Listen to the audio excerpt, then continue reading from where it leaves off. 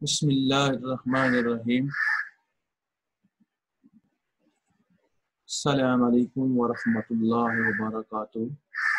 I am Muhammad Idris, your physics teacher. Welcome to first year physics class. Dear students, subscribe my YouTube channel for latest video of your physics class. Now we come to today's topic. Today our topic is about motion of charged particle in an electric and magnetic field.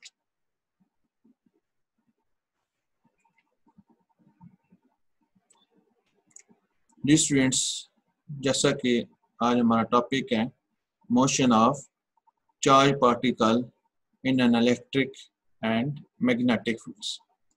तो dear students, इस chapter 14 के आगाज़ में हमने electromagnetism का concept दिया।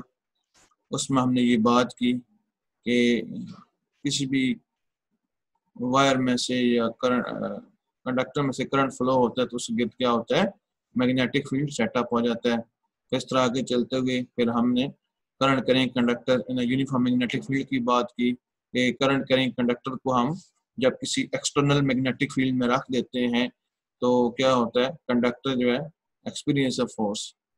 उसके बाद हमने फर्दर जो स्टडी की that is a force on A charge moving particle in a magnetic field. तो यहाँ तक तो हमने यानी कि ये जो बिहेवियर पढ़ा था कि करंट पास होता है तो मैग्नेटिक फील्ड सेटअप हो जाता है। फिर हमने करंट करें कंडक्टर को मैग्नेटिक फील्ड में रखा तो उसमें फोर्स पैदा हुई, वो हमने डिस्कस किया। फिर हमने क्या किया, चार्ज जो है moving charge in magnetic field में रखा तो उसने फोर्स अप्लाई की। अब हमारे पास क्या है, चार्ज के हवाले से पहले हमने जो चार्ज के बिहेवियर स्टडी की वो क्या था कि चार्ज को हम मैग्नेटिक फील्ड में रख रहे हैं। अब हमारे पास जो न्यू टॉपिक है that is motion of charge particle in electric and magnetic field. आज हम क्या कर रहे हैं कि चार्ज का बिहेवियर इलेक्ट्रिक फील्ड में क्या है वो हम डिस्कस पहले चैप्टर 12 में हमने स्टडी किया। फिर अब चैप्टर 14 में हमने चार्ज पार्टिकल का बिहेवियर इन मैग्नेटिक फील्ड में किया।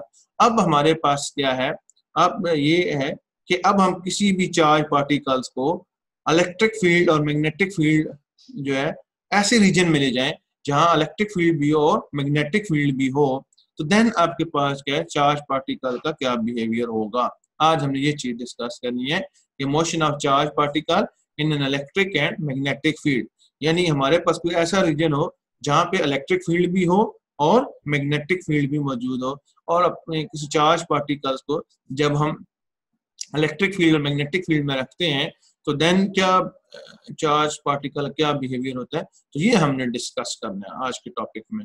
तो डी स्टूडेंट, सबसे पहले इसमें हम क्या लेते हैं, charge in an electric field, यानी हम इसमें डिस्कस करते हैं कि when charge is in an electric field, जब चार्ज को हम इलेक्ट्रिक फील्ड में रखते हैं तो देन क्या होता है। तो डी स्टूडेंट्स, हमने एक चार्ज कंसिडर कर लिया, कंसिडर चार्ज क्यू।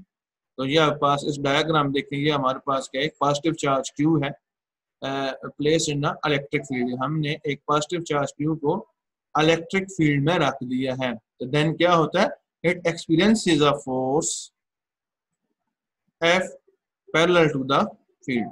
तो क्या करता है ये, it experience a force F that is parallel to the electric field. तो ये आप देख रहे हैं आपके पास क्या है, पैरेलल इलेक्ट्रिक फील्ड मौजूद है। इसमें एक चार्ज आपके पास क्या है, पॉजिटिवली चार्ज प्लेट है, और दूसरी आपके पास क्या है, नेगेटिवली चार्ज प्लेट है जी। इसमें इलेक्ट्रिक लाइंस ऑफ फोर्स जो है वो पॉजिटिव प्लेट से ओरिजिनेट हो रही है और नेगेटिव प्लेट की तरफ क्या हो रही है, एंड हो रही है। और इसमें ये देखिए हमने पॉजिटिव चार्ज क्यू रख दी है तो इट एक्सपीरियंस द फोर्स। तो ये क्या करते हैं, it experience force parallel to the magnetic field, यानी ये क्या करे, मूव करना शुरू कर देता है। तो अब क्या करते हैं, जैसा कि स्टूडेंट्स हमने देखे हैं कि जब हम इलेक्ट्रिक फील्ड में किसी भी चार्ज को रख देते हैं, यानी कोई भी चार्ज पार्टिकल को जब हम इलेक्ट्रिक फील्ड में रख देते हैं तो क्या होता है, this experience the force parallel to the field. तो ये इलेक्ट्रिक फील्ड क्या करता है, पैरेलल फोर्स क्या करता है, अप्लाई करता है। जो ये फोर्स अप्लाई करता है that is F E is equal to Q into E. तो F is here electric field intensity, F is here electric force that is experienced by the charge, Q is the amount of charge, जो हमने charge मतलब किया, और E आपके पास का electric field intensity है। भाई ये हमने चैप्टर 12 में E is equal to F over Q, अगर आपको याद हो, electric field intensity per unit charge, ये हमने स्टडी की, वही फार्मूला है। और हमने क्या किया, इसको रीअरेंज किया है, रीअरेंज करके F E is equal to Q into E. तो एफ ई क्या ये फोर्स है that is experience by a charge parallel to the electric field E. ये आप देख रहे हैं ये चार्ज आप पास क्या है, पॉजिटिव प्लेट से नेगेटिव प्लेट की तरफ मूव करे, तो ये जो फोर्स है, जो चार्ज है, ये फोर्स एफ जो अप्लाई करता है parallel to the electric field, और क्यू क्या चार्ज है, और ई के यहाँ पे इलेक्ट्रिक फील्ड इंटेंसिटी है। तो सो जी स्टूडेंट्स, अब हमने ये रिजल्ट अगर का लिया कि जब भी हम किसी भी चार्ज को इलेक्ट्रिक फील्ड में रखते हैं तो क्या होता है, ये चार्ज जो है इसके इलेक्ट्रिक फील्ड के पैरेलल एक फोर्स क्या करता है, अप्लाई करता है। If charge is free to move then it will accelerate. अगर हम इस चार्ज को फ्रीली यानी कि इस तरह रखें कि it is free to move, then it will accelerate. If charge is free to move, then it will accelerate। अगर यहाँ हमने यहाँ पे चार्ज पर रख दिया, अब इसमें देखें इधर पॉजिटिव प्लेट है, ये पॉजिटिव चार्ज इसको, तो ये क्या होगा, इधर इसे फोर्स ऑफ रिपल्शन मिलेगी क्योंकि ये पॉजिटिव चार्ज है।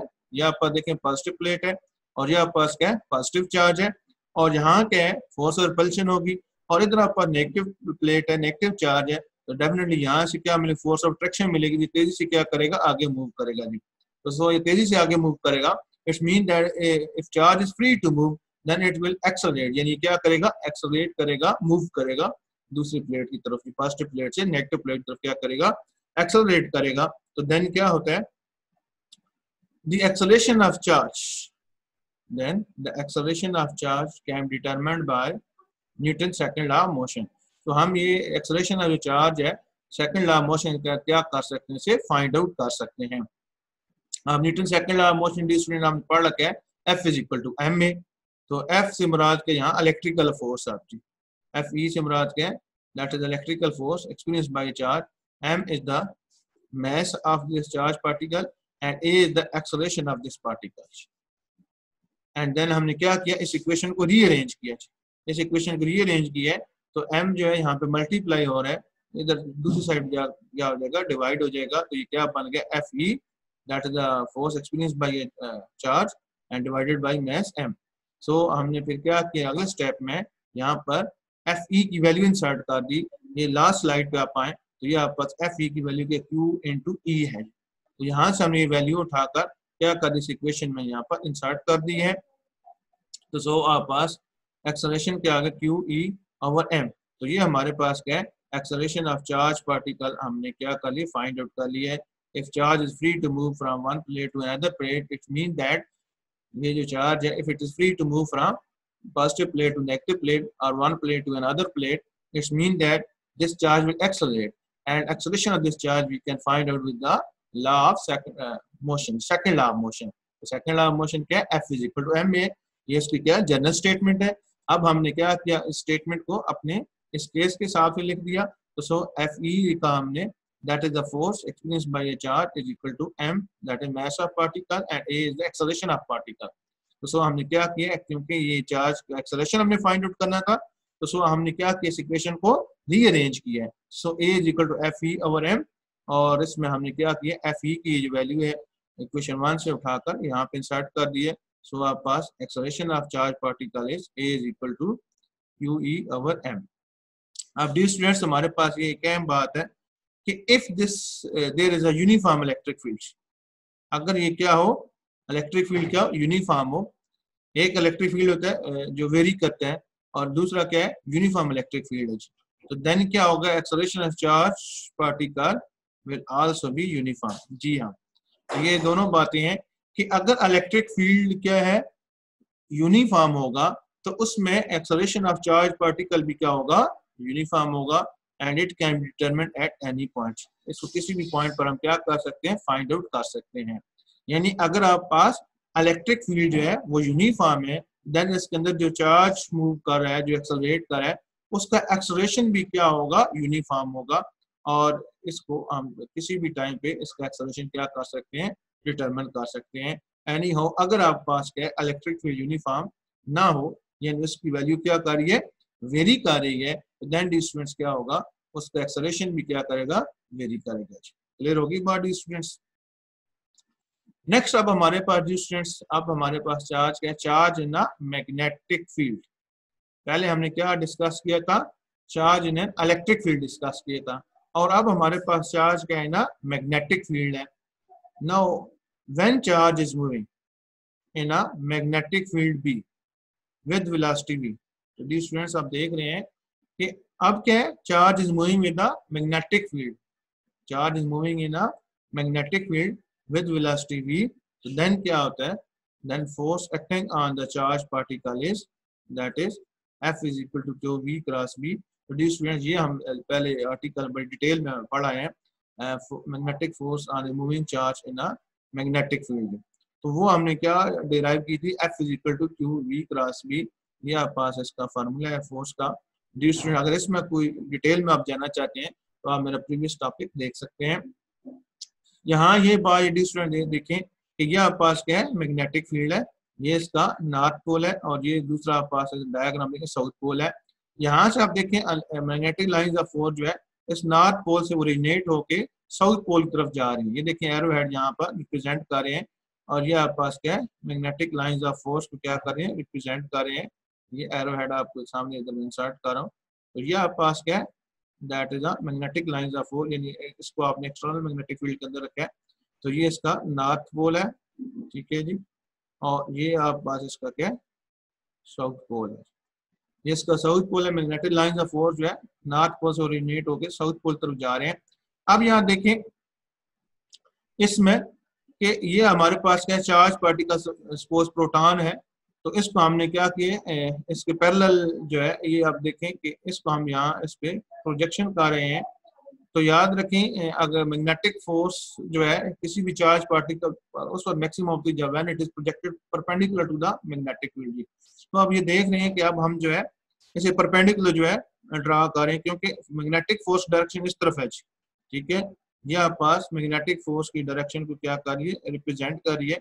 और अब हम चार्ज पार्टिकल को क्या कर रहे हैं, परपेंडिकुलर जो है वो प्रोजेक्ट कर रहे हैं। आप ये देख रहे हैं कि यहाँ आप पास क्या, ये देखें ये इसकी यहाँ पर डिफ्लेक्शन हो रही है, ये देखिए आप पास ये चार्ज पार्टिकल क्या हो रहा है, ये डिफ्लेक्ट होके जा रहा है जी। असल में हो क्या रहा है कि ये चार्ज पार्टिकल पॉजिटिव है और इधर आप पास क्या पॉजिटिव चार्ज है, यानी पॉजिटिव है नॉर्थ पोल की तरफ, क्या करते हैं ये एक जैसे चार्जेस की प्रॉपर्टी, ये क्या करे रिपेल कर रहा है, और इधर आप पास के साउथ पोल है नेगेटिव चार्जेस है, तो ये क्या करें अट्रैक्ट कर रहे हैं। सो आप देख रहे हैं यहाँ पर ये क्या हो गया, डिफ्लेक्ट हो गया। ये बात याद रखें कि यहाँ क्या होगी, चार्ज पार्टिकल की डिफ्लेक्शन होगी। तो ये आपके पास बिहेवियर है, जब भी हम चार्ज पार्टिकल को मैग्नेटिक फील्ड में रखते हैं तो इसके ऊपर क्या करती है, मैग्नेटिक फोर्स एक्ट करती है, और मैग्नेटिक फोर्स तब एक्ट करती है when charge is projected perpendicular to the magnetic field, ठीक है। तो उस वक्त क्या होता है, मैग्नेटिक फोर्स क्या होती है, मैक्सिमम होती है।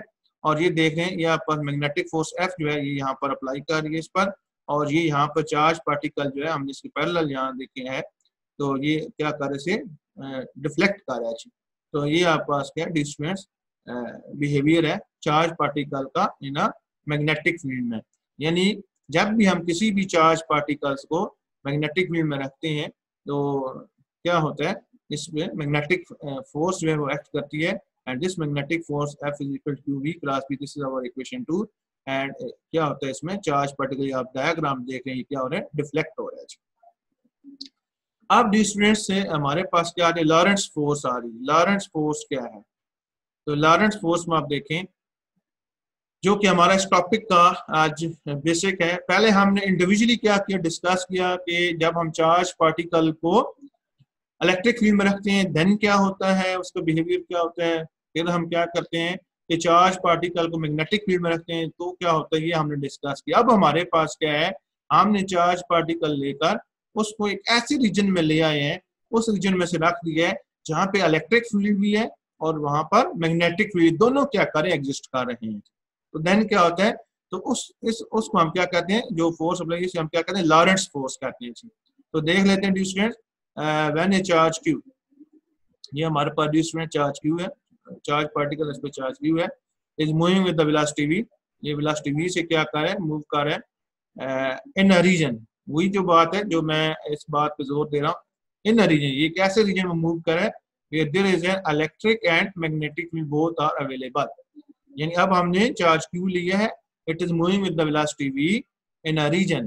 तो यही वो बात है कि ये इस वक्त इस रीजन में मौजूद है, ऐसा रीजन है जहाँ पे हमारे पास क्या इलेक्ट्रिक फील्ड मौजूद है और साथ ही क्या है मैग्नेटिक फील्ड मौजूद है।